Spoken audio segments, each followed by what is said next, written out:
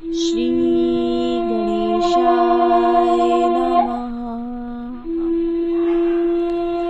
श्री दुर्गाय नमः। अथ श्री सप्तमो अध्याय। सातवां अध्याय, चंड और मुंड का वध। ध्यान। मैं मातंगी देवी का ध्यान करती हूँ। वे रत्नमय सिंहासन पर बैठकर पढ़ते हुए तोते का मधुर शब्द सुन रही है। उनके शरीर का वर्ण श्याम है। वे अपना एक पैर कमल पर रखे हुए हैं और मस्तक पर अर्धचंद्र धारण करती है तथा कलहार पुष्पों की माला धारण किए वीणा बजाती है।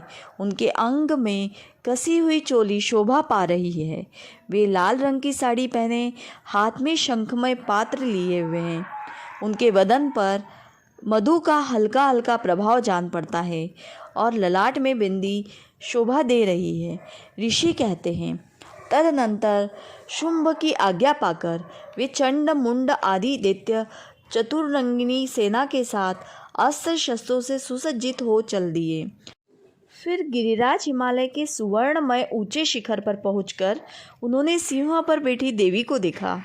वे मंद मंद मुस्कुरा रही थी।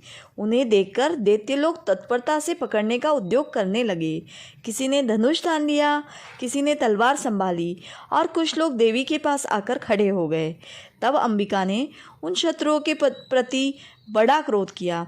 उस समय क्रोध के कारण उनका मुख काला पड़ गया, ललाट में भौहें टेढ़ी हो गई और वहाँ से तुरंत विकराल मुखी काली प्रकट हुई, जो तलवार और पाश लिए हुए थी। वे विचित्र खट्वाग्य धारण किए और चीते की चर्म की साड़ी पहने नरमुंडों की माला से विभूषित थी। उनके शरीर का मांस सूख गया था, केवल हड्डियों का ढांचा था जिससे वे अत्यंत भयंकर जान पड़ती थी। उनका मुख बहुत विशाल था। जीभ ललप पाने के कारण वे और भी डरावनी प्रतीत होती थी। उनकी आंखें भीतर को धसी हुई और कुछ लाल थी। वे अपनी भयंकर गर्जना से संपूर्ण दिशाओं को गुंजा रही थी। बड़े बड़े दैत्यों का वध करती हुई वे कालिका देवी बड़े वेग से दैत्यों की उस सेना पर टूट पड़ी और उन सबको भक्षण करने लगी। वे पार्श्व रक्षकों, अंकुशधारी महावतों, योद्धाओं और घुंटा सहित कितने ही हाथियों को एक ही हाथ से पकड़कर मुंह में डाल लेती थी। इसी प्रकार घोड़े, रथ और सारथी के साथ रथी सैनिकों को मुंह में डालकर वे उन्हें बड़े भयानक रूप से चबा डालती थी।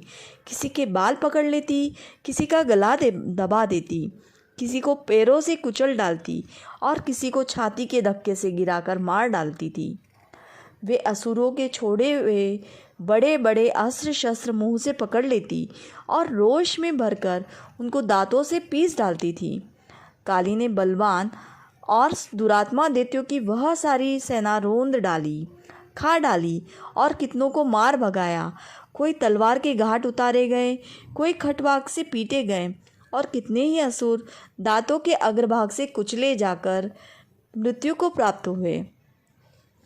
इस प्रकार देवी ने असुरों की उस सारी सेना को क्षण भर में मार गिराया।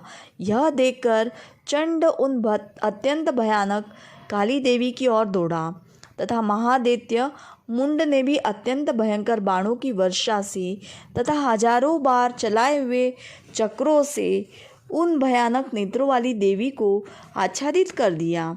वे अनेकों चक्र देवी के मुख में समाते हुए ऐसे जान पड़े मानो सूर्य के बहुतेरे मंडल बादलों के उदर में प्रवेश कर रहे हों।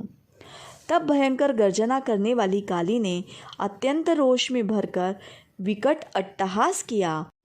उस समय उनके विकराल वदन के भीतर कठिनता से देखे जा सकने वाले दांतों की प्रभा से वे अत्यंत उज्ज्वल दिखाई देती थी। देवी ने बहुत बड़ी तलवार हाथ में ले हम का उच्चारण करके चंड पर धावा किया और उसके केश पकड़कर उसी तलवार से उसका मस्तक काट डाला। चंड को मारा देखकर मुंड भी देवी की ओर दौड़ा। तब देवी ने रोष में भरकर उसे भी तलवार से घायल करके धरती पर सुला दिया। महापराक्रमी चंड और मुंड को मारा गया देख मरने से बची हुई बाकी सेना भय से व्याकुल हो चारों ओर भाग गई।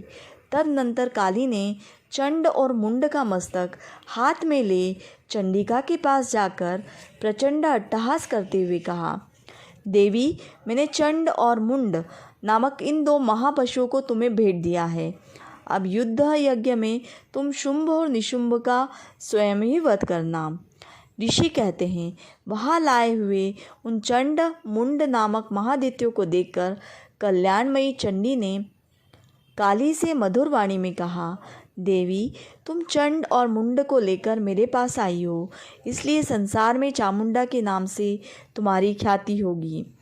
इस प्रकार श्री मार्कंडेय पुराण में सावर्णिक मनवंतर की कथा के अंतर्गत देवी महात्म्य में चंड मुंड वध नामक 7वां अध्याय पूरा हुआ।